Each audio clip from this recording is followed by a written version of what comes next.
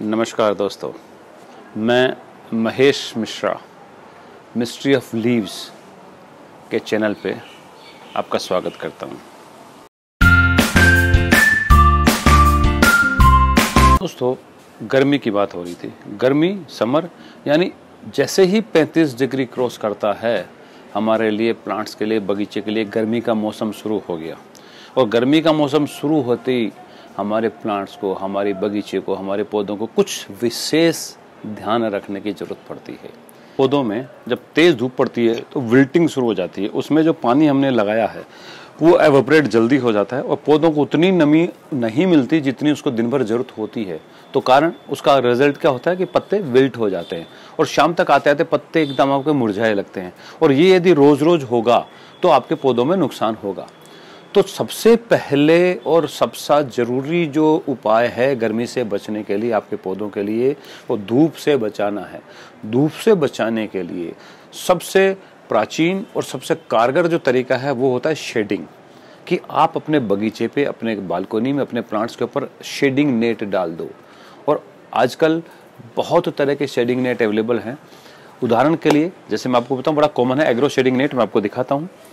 मेरे पास ये agro shading net है। ये इस तरह एग्रो शेडिंग नेट होता है। ये एग्रो शेडिंग नेट प्लांट्स को कवर करने के लिए सबसे आसान और सबसे कारगर तरीका है। जो भी मैंने आपको दिखाया ये 50% शेड है। एग्रो शेडिंग नेट में आपको 4 तरह की क्वालिटी मिलती है: 50%, 60%, 75% और 90%। ये आपकी धूप की इंटेंसिटी के हिसाब से प्रयोग में लाए जाते हैं। जितनी तेज धूप होगी आपको डेंसिटी उतनी ज़्यादा लेनी है।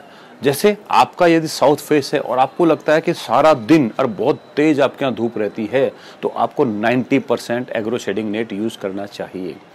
आपके यहाँ धूप थोड़ी कम है, जैसे 6 या 7 घंटे है, आप 75 यूज़ कर सकती हैं।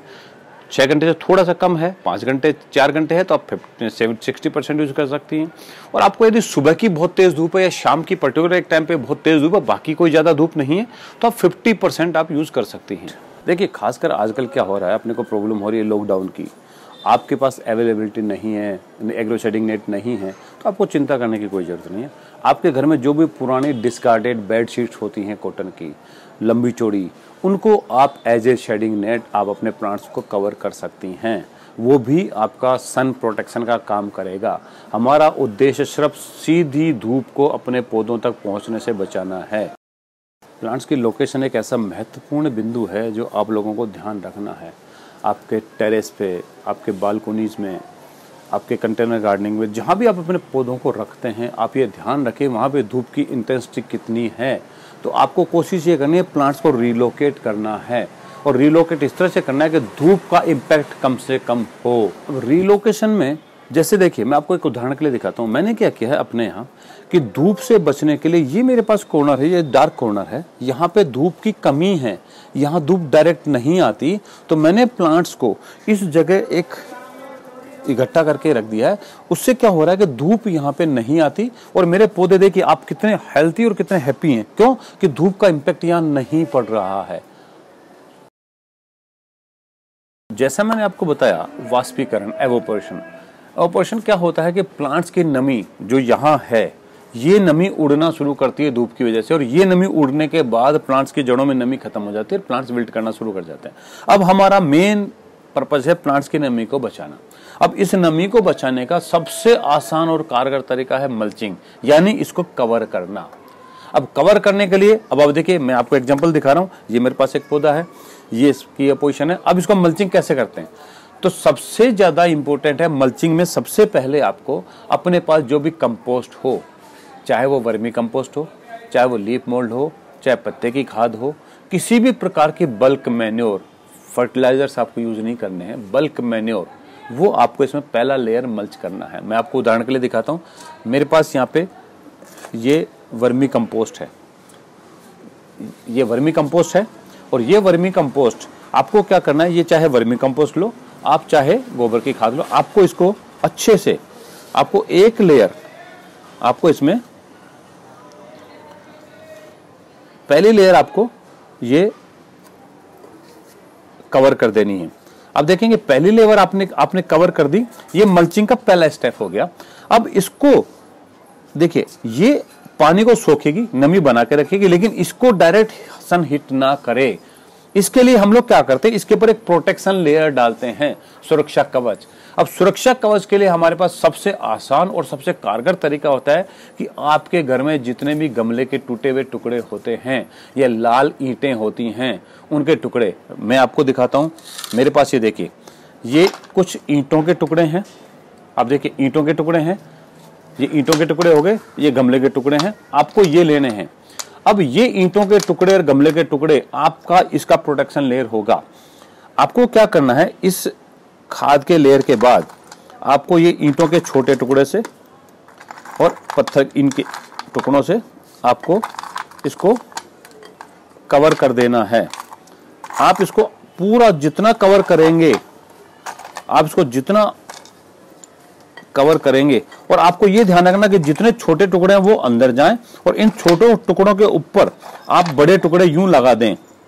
आप यदि बड़े टुकड़े ऐसे लगा देंगे तो आपका क्या होगा, जो भी पानी आप इसमें लगाएंगे वो पानी छन के नीचे चला गया, पूरी खाद पानी को पी के रखेगी। वो पानी, धूप जो भी बहुत मिलेगी, वो पानी इस मल्चिंग की वजह से ऊपर नहीं उड़ पाएगा। ये ईंटों के टुकड़े उस पानी को ऊपर नहीं जाने देंगे और वो नमी यहां बरकरार रहेगी। ये नमी बरकरार रहेगी, आपके पौधे की जड़ें तर रहेंगी और आपका पौधा विल्ट नहीं होगा। आपका पौधा पूरी गर्मी हरा भरा और स्वस्थ और प्रसन्न रहेगा। ये मल्चिंग का सबसे आसान और कारगर तरीका है। मल्चिंग का आपने कवर करने के लिए जो ईंटों के टुकड़े और ये ले, इसके अलावा आपके पास और अलग मटेरियल हैं जिनको आप यूज कर सकते हो। उदाहरण के लिए देखिए, आपके पास सूखे पत्ते होते हैं, आप सूखे पत्ते यूज करिए। आपके पास बोरी के टुकड़े, जूट की बोरी के टुकड़े, आप इनको छोटे छोटे पीस बना लीजिए, इनको आप यूज कर सकते हैं। नारियल आपके घरों में बहुत यूज होता है। नारियल को आप उसके देखिए, ये धागे निकालिए, जो नारियल की जटा है उसको आप जितना बारीक कर सकते हैं ये आप यूज कर सकते हैं। और आसान तरीका, आपके इस समय कूलर घरों में जब आप कूलर के पैड चेंज करते हैं तो आपके पास कूलर के पैड के धागे निकलते हैं, आप इनको भी यूज कर सकते हैं मल्चिंग में। ये सारे मटेरियल्स आपके पौधे की खाद की नमी को उड़ने से, वाष्पीकरण होने से बचाएंगे और आपका पौधा स्वस्थ रहेगा। हमने पौधों को सीधा धूप से बचा लिया, नेटिंग कर दी, वाष्पीकरण से बचा लिया, मल्चिंग कर दी। अब एक और फैक्टर जो गर्मी में आपको पौधों को नुकसान करेगा वो है तेज गर्म हवाएं, जिनको हम लू बोलते हैं, heat waves. Heat waves direct आके आपके प्लांट्स को वही नुकसान कर रही हैं जो ऊपर से धूप नुकसान करती है। इसका बहुत आसान तरीका है, आपको प्लांट्स को क्लस्टरिंग करनी है, आपको प्लांट्स को ग्रुपिंग करनी है। जब आप प्लांट्स को ग्रुपिंग करते हैं तो क्या होता है, प्लांट्स एक दूसरे के हेल्पर बन जाते हैं। गर्म हवाएं एक प्लांट पे जाने से पहले दूसरे प्लांट को टकराएंगी, तो वो प्लांट्स दूसरे प्लांट तक गर्म हवाओं को नहीं जाने देगा।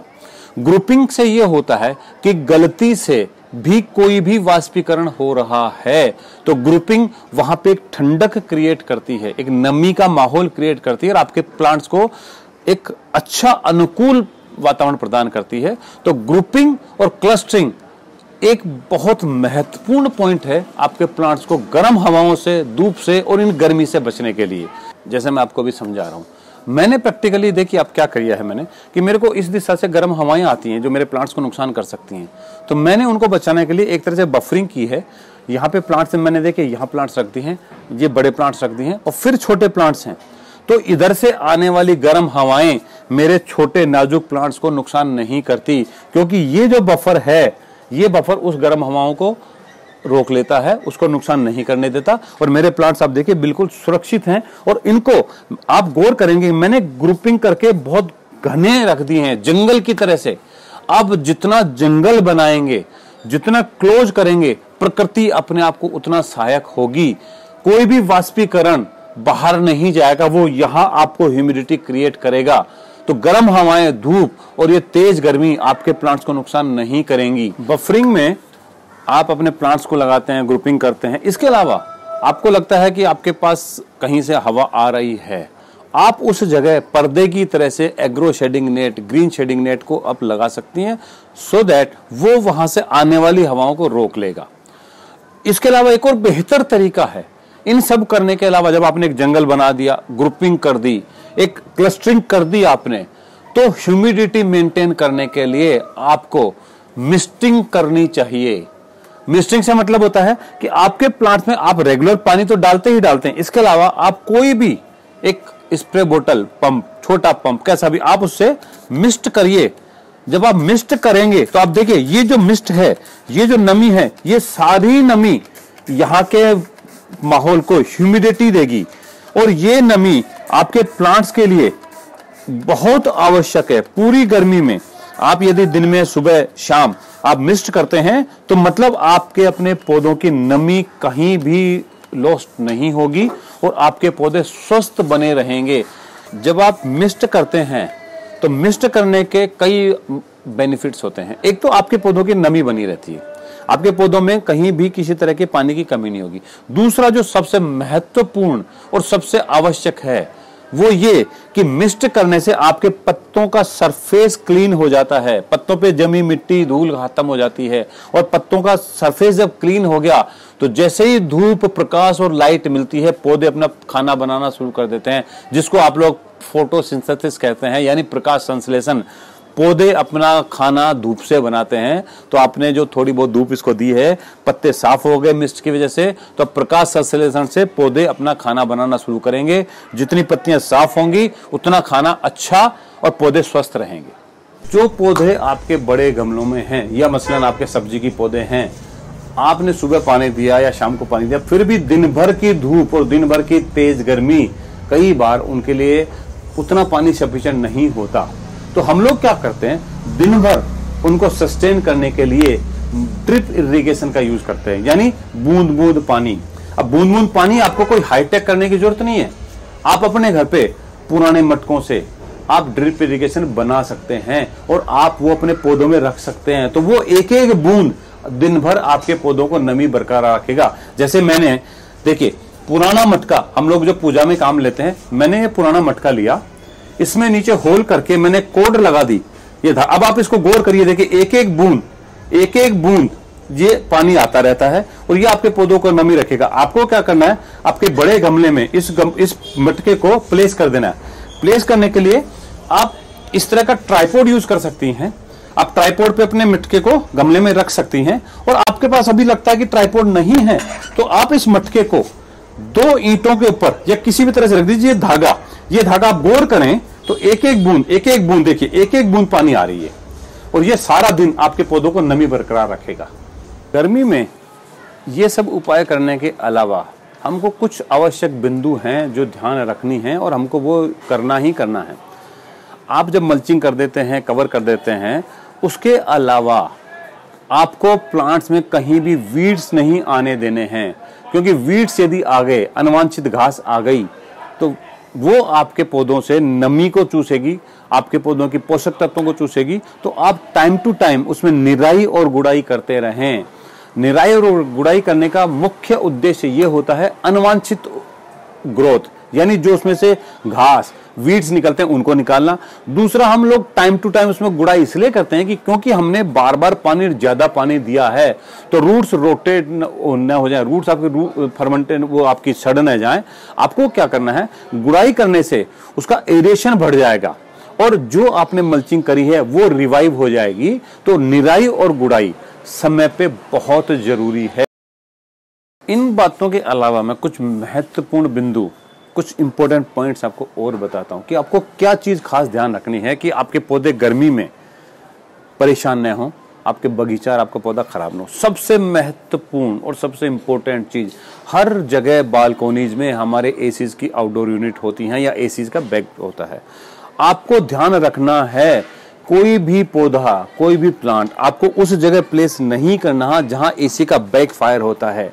बैक फायर से मतलब एसी की यूनिट के पीछे जो गर्म हवाएं निकलती हैं उनके पैरामीटर में जहां तक गर्म हवाएं डायरेक्ट हिट करती हैं, आपको कोई भी प्लांट नहीं रखना है, क्योंकि एसी की यूनिट के पीछे जो गैसेस होती हैं, बैक फायर होता है, वो इतनी हीट पैदा करती हैं कि वहां पे पौधों को सरवाइव करना बहुत मुश्किल है।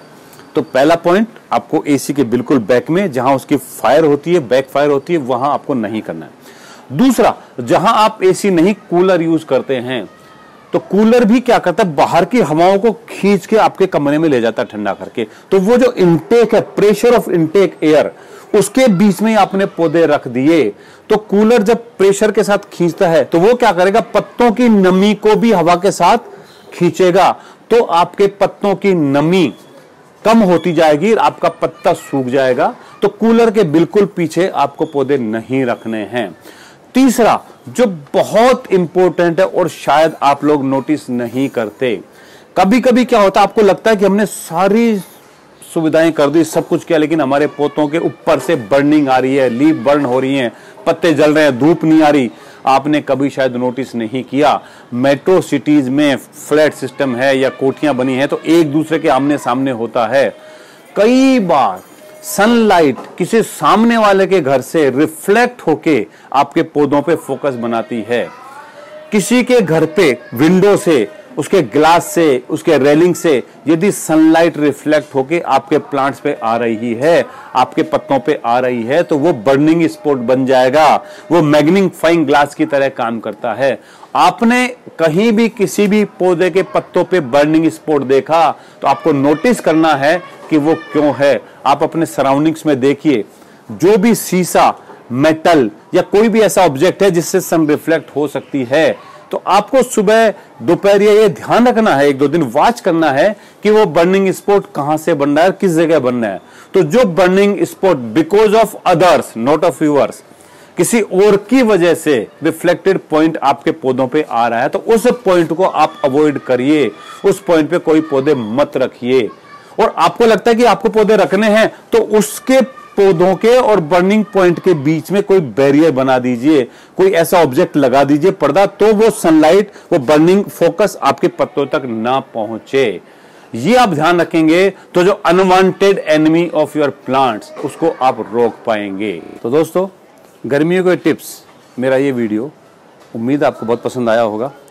यदि ऐसा है, आपको पसंद आया है, इसको आप लाइक करिए, अपने दोस्तों के साथ शेयर करिए और इस चैनल को सब्सक्राइब करिए। नमस्कार।